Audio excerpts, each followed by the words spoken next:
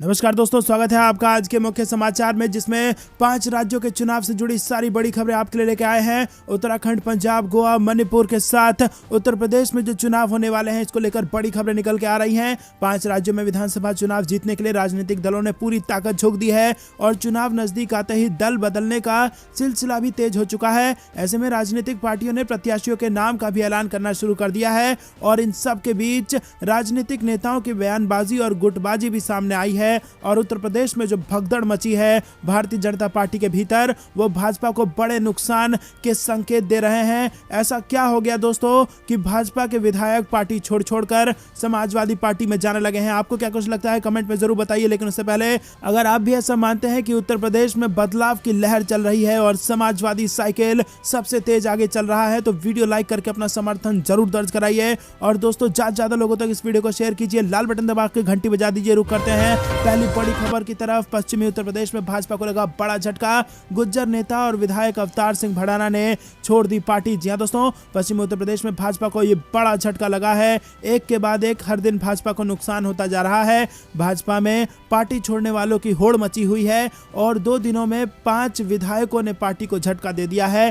भाजपा विधायक अवतार सिंह भड़ाना ने पार्टी छोड़ दी। राष्ट्रीय लोक दल के अध्यक्ष जयंत चौधरी से उन्होंने मुलाकात की और आरएलडी अध्यक्ष ने उनका पार्टी में स्वागत भी किया। जयंत चौधरी ने तस्वीर शेयर कर भड़ाना का स्वागत किया है। तो दोस्तों, ये स्क्रीन इस वक्त आपके सामने है और बड़े नेता ने छोड़ दी है भारतीय जनता पार्टी और अब वो आरएलडी में हो गए हैं शामिल, जिसके बाद भाजपा को लगा है फिर से एक बार बड़ा झटका। रुक करते हैं अगली बड़ी खबर की तरफ, लेकिन उससे पहले दोस्तों आप हमें कारण जरूर बताइए कि आखिरकार क्यों भाजपा में भगदड़ मची हुई है। रुक करते हैं अगली बड़ी खबर की तरफ। भाजपा में भगदड़ के बीच समाजवादी पार्टी ने दिखाई एकता। अखिलेश यादव की सभी सहयोगी दलों के साथ बैठक में बन गई सीट शेयरिंग पर बात। जी हां दोस्तों, यूपी चुनाव की राजनीति काफी गरमाई हुई है और भाजपा में मंगलवार को भगदड़ जैसी स्थिति दिखी। एक समय तो दर्जन भर विधायकों के पार्टी छोड़ने की चर्चा होने लगी थी, लेकिन बाद में स्थिति को संभालने में पार्टी आलाकमान को कामयाबी मिली और अब बुधवार को समाजवादी पार्टी में मंथन का दौर चल रहा है। जिस प्रकार की रिपोर्ट सामने आ रही है, पार्टी पहले चरण के चुनाव को लेकर उम्मीदवारों के नाम को अंतिम रूप देने में जुट गई है और इसको लेकर अखिलेश यादव ने तमाम सहयोगी दलों के प्रतिनिधियों के साथ बैठक की है। जी दोस्तों, समाजवादी पार्टी के उम्मीदवारों का नाम तय किए जाने पर निर्णय लिए जाने की बात कही जा रही है और इसी बीच एक ट्वीट सामने आया है जिसमें ये भारतीय जनता पार्टी को नींद उड़ाने वाली तस्वीर सामने आई है। दोस्तों, सपा के सभी सहयोगी दलों के शीर्ष नेतृत्व के साथ उत्तर प्रदेश में विकास और भविष्य की बात हुई है, ऐसा अखिलेश यादव ने ट्वीट करके कहा है। ये ट्विटर का जो फोटो आपके स्क्रीन पर है, इसमें आप देख सकते हैं कि सारे बड़े नेता जो एक रहे हैं वो सब उन्होंने एकजुटता का प्रदर्शन किया है और वहां दूसरी तरफ भाजपा में भगदड़ मची हुई है। तो दोस्तों, इसी वक्त इस वीडियो को लाइक करके अपना समर्थन दर्ज कराना मत भूलिए। ज्यादा लोगों तक वीडियो शेयर कीजिए। रुक करते हैं अगली बड़ी खबर की तरफ। उत्तर प्रदेश चुनाव में सीटों के बंटवारे को लेकर बीजेपी से जेडीयू ने जाहिर की नाराजगी। जी हां दोस्तों, बेहद बड़ी खबर। उत्तर प्रदेश चुनाव का असर अब बिहार में भी देखने को मिल सकता है और बिहार में भी हो सकता है बड़ा खेला। जी हां दोस्तों, यहां पर जेडीयू ने 2 टूक कह दिया है कि जल्द करो फैसला, नहीं तो अकेले लड़ लेंगे चुनाव। जी हां दोस्तों, आपको बता दें कि उत्तर प्रदेश में विधानसभा चुनाव की तारीखों का ऐलान हो गया है और इसके बाद गठबंधन में एनडीए के साथ चुनाव लड़ने की घोषणा कर चुकी जेडीयू ने सीट बंटवारा नहीं होने पर नाराजगी जाहिर की है और बीजेपी को अगले 2 दिनों में इस मामले को निपटा लेने की चेतावनी दे डाली। जेडीयू के उत्तर प्रदेश प्रभारी केसी त्यागी ने कहा कि यूपी में विधानसभा चुनाव को लेकर हमारी तैयारियां पूरी हैं। जेडीयू चाहती है कि यहां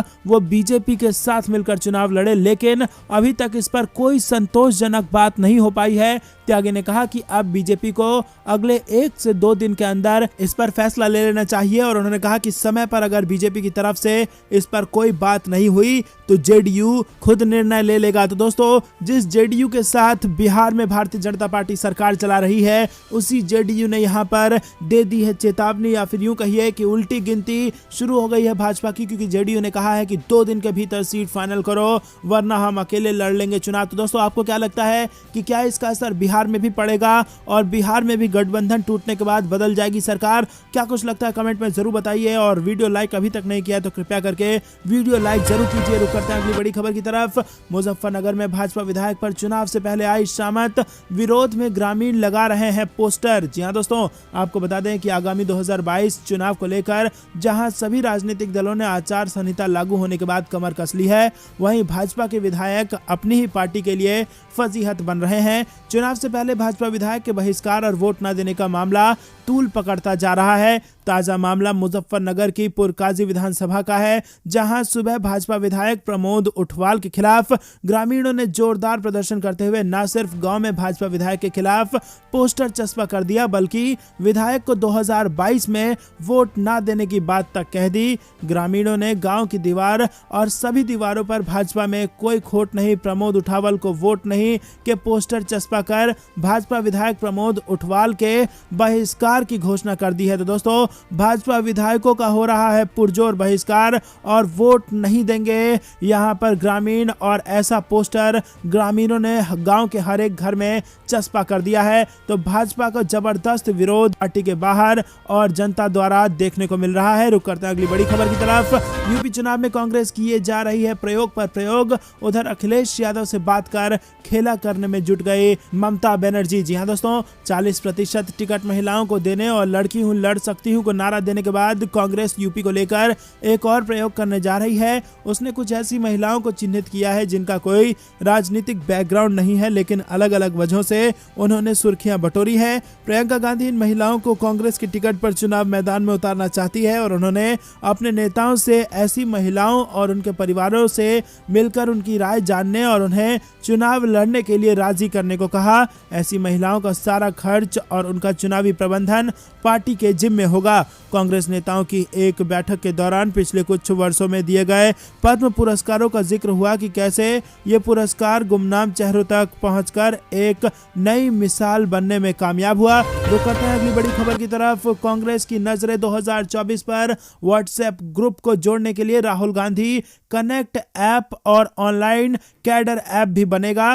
दोस्तों, बेहद बड़ी खबर निकल के आ रही है। देश में सूचना क्रांति के बाद अब डिजिटल सोशल मीडिया बड़ी ताकत बनकर उभरा है। ऐसे में कारोबार हो या फिर प्रचार, इस माध्यम पर निर्भरता बढ़ गई है। इसीलिए कांग्रेस ने 2024 के लोकसभा चुनाव को देखते हुए इस पर बड़े पैमाने पर अभियान छेड़ने की योजना बनाई है। पार्टी व्हाट्सएप समूहों के एक वेब की योजना पर काम कर रही है। राहुल कनेक्ट की थीम के साथ ऐप लॉन्च करने के अलावा कांग्रेस राष्ट्रीय स्तर पर राज्यों में एक ऑनलाइन कैडर संपर्क के लिए एक ऐप पर भी विचार कर रही है। दरअसल कांग्रेस अगले आम चुनाव के लिए अपने सोशल मीडिया तंत्र व ऑनलाइन प्लेटफॉर्मों को मजबूत करने जा रही है। कोरोना महामारी के दौर में और बार बार आ रही कोरोना लहरों को देखते हुए पार्टी इस दिशा में नए सिरे से सक्रिय हो रही है और मौजूदा 5 राज्यों के चुनाव में भी डिजिटल प्रचार पर ही फोकस हो रहा है। रुक करते हैं अगली बड़ी खबर की तरफ। उत्तर प्रदेश में बीजेपी के विधायक पार्टी। जी हां दोस्तों, उत्तर प्रदेश विधानसभा चुनाव से कुछ ही हफ्ते पहले बीजेपी के विधायकों ने इस्तीफा देकर पार्टी को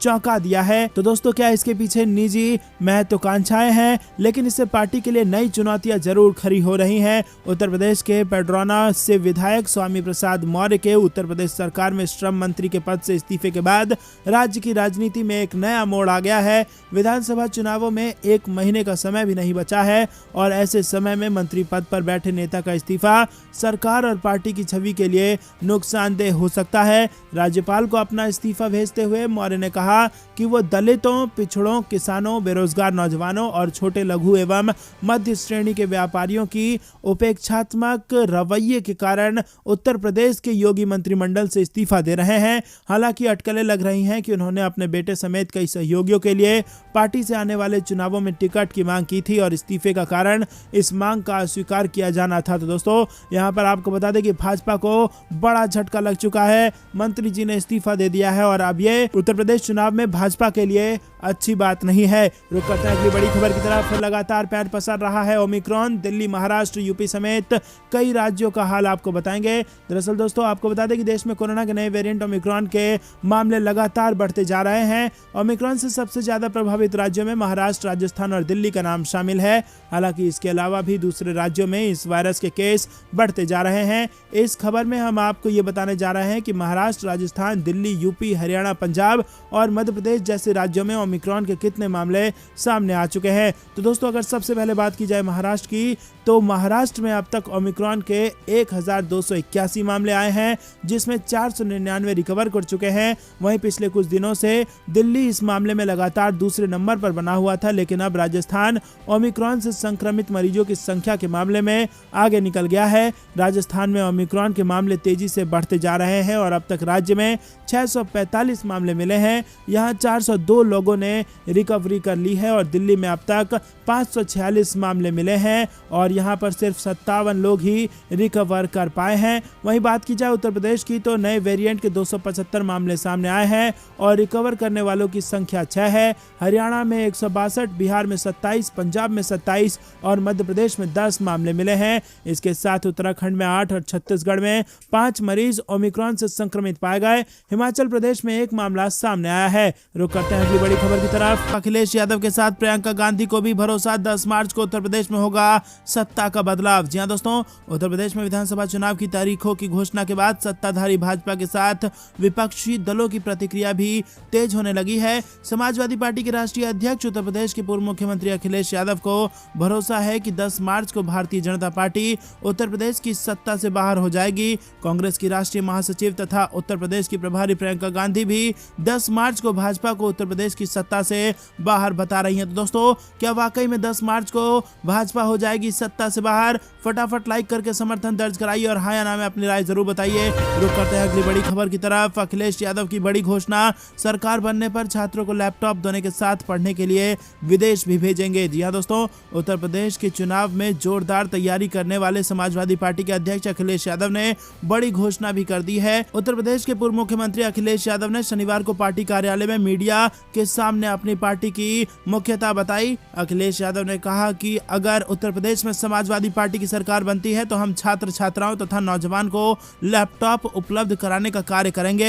इतना ही नहीं, उच्च शिक्षा प्राप्त करने के आकांक्षी मेधावियों को विदेश भी भेजा जाएगा और विदेश में पढ़ाई के इच्छुक छात्रों के लिए अलग की जाएगी। उन्होंने कहा कि गरीब परिवारों के बच्चे जो विदेश में पढ़ना चाहते हैं उन्हें भी समाजवादी सरकार बनने पर मदद दी जाएगी। रुक करते हैं अगली बड़ी खबर की तरफ। पीएम सुरक्षा सेंध मामला, बीजेपी के खिलाफ कांग्रेस ने शुरू किया सोशल मीडिया पर कैंपेन। जी हां दोस्तों, आपको बता दें पंजाब दौरे के दौरान प्रधानमंत्री नरेंद्र मोदी की सुरक्षा में सेंध लगाने के बाद शुरू हुई राजनीतिक विवाद के बीच कांग्रेस ने शुक्रवार को इस मुद्दे पर भारतीय जनता पार्टी के हमले को काउंटर करने के लिए सोशल मीडिया पर जवाबी रणनीति शुरू कर दी है।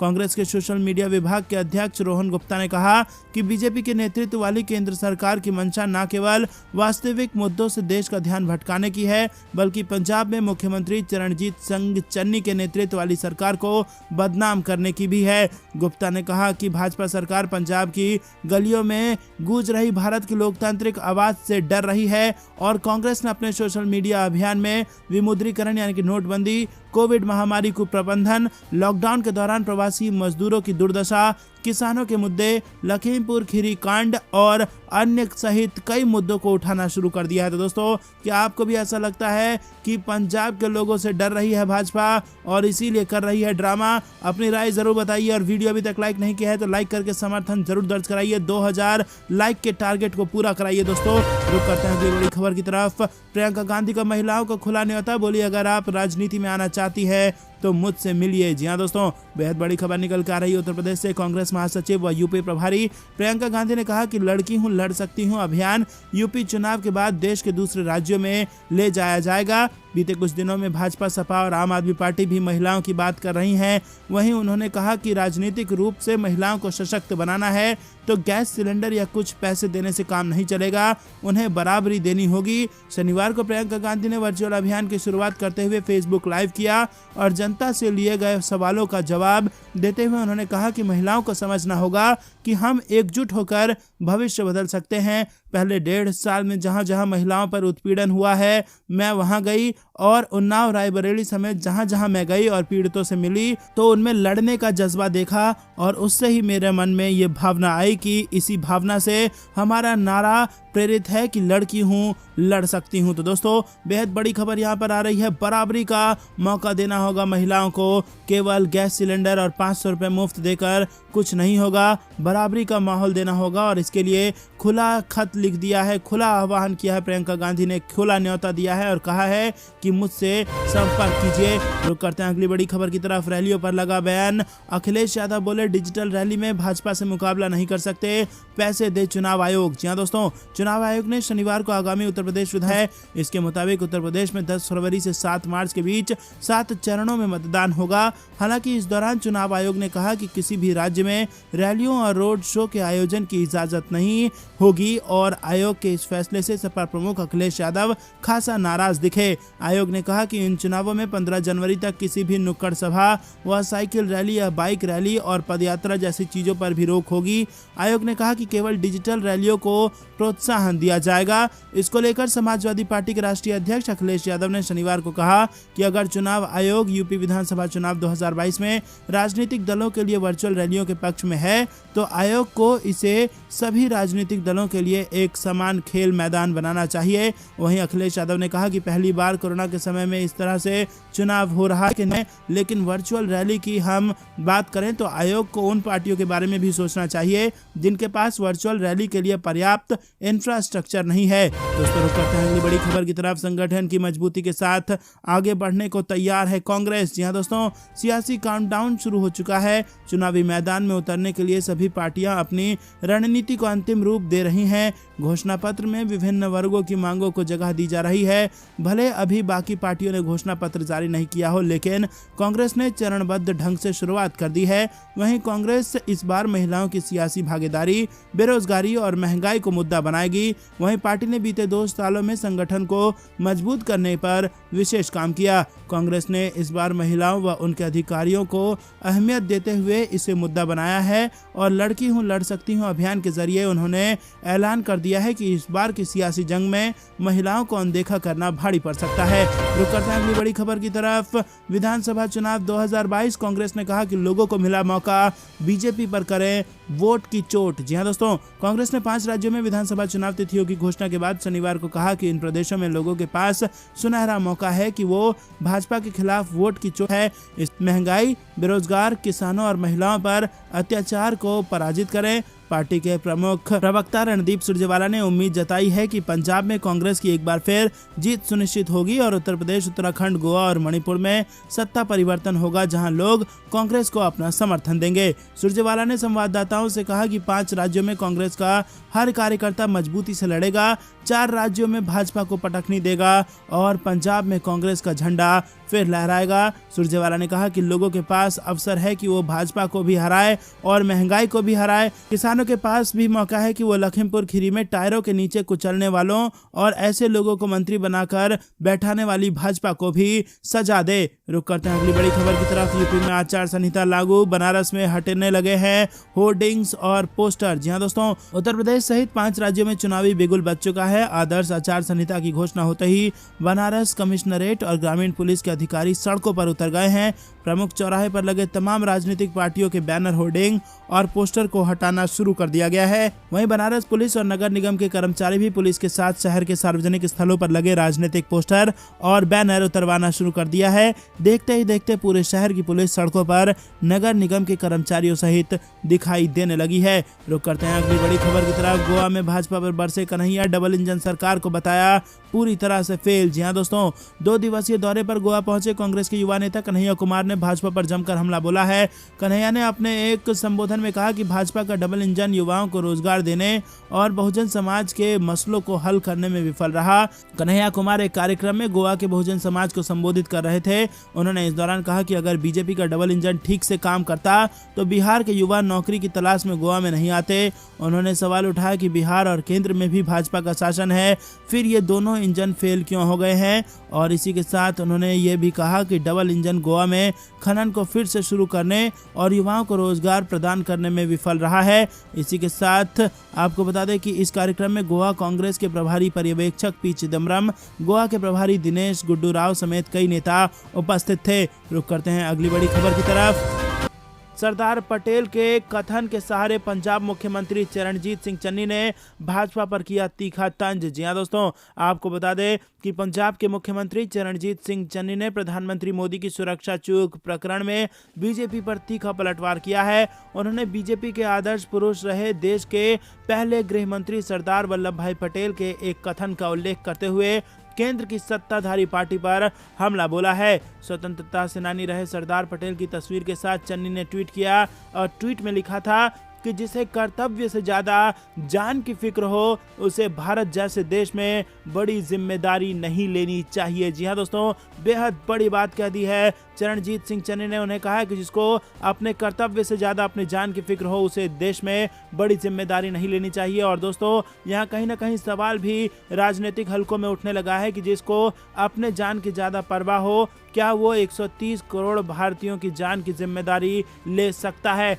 तो दोस्तों, यहाँ पर सीधा सीधा तीखा वार करने पर उतर आई है कांग्रेस पार्टी। इससे पहले आपको बता दें कि चन्नी ने बीजेपी के उन आरोपों पर उग्र प्रतिक्रिया दी थी जिसमें कहा गया था कि पंजाब की कांग्रेस सरकार ने हत्या के इरादे के साथ पीएम मोदी के जीवन को खतरे में डाला था और जानबूझकर उनकी सुरक्षा में चूक कराई गई थी। दोस्तों, इस प्रकार के आरोप लगाए गए थे भाजपा द्वारा, जिसके बाद चन्नी ने कहा था कि उनके जीवन के लिए खतरा कहां था, आपके 1 किलोमीटर के दायरे में कोई नहीं था, कोई पत्थर नहीं फेंका गया, कोई गोली नहीं चलाई गई, कोई नारे नहीं लगाए गए, आप कैसे कह सकते हैं कि ऐसा मैंने करवाया था। इतने बड़े नेता का इतना संवेदनशील बयान, लोगों ने आपको प्रधानमंत्री के रूप में वोट दिया है, आपको जिम्मेदारी देना चाहिए और आप कह रहे हैं कि हम अपने प्रधानमंत्री को मारना चाहते हैं। तो दोस्तों, जबरदस्त तीखा प्रतिक्रिया यहाँ पर दी गई है चरणजीत सिंह चन्नी द्वारा। और ट्विटर पर जो उन्होंने यहाँ पर सरदार वल्लभ भाई पटेल की एक कथन को ट्वीट किया है जिसमें लिखा है कि जिसे अपने कर्तव्य से ज्यादा जान की फिक्र हो उसे देश में, भारत जैसे देश में बड़ी जिम्मेदारी नहीं लेनी चाहिए। दोस्तों, अगर आप भी इस बात का समर्थन करते हैं तो तुरंत वीडियो को लाइक करके समर्थन दर्ज। तो दोस्तों, ये थी दिन भर कुछ बेहतरीन और बड़ी खबरें। तक बने रहने के लिए बहुत बहुत धन्यवाद। देख रहे थे आपका अपना चैनल। जय हिंद, जय भारत।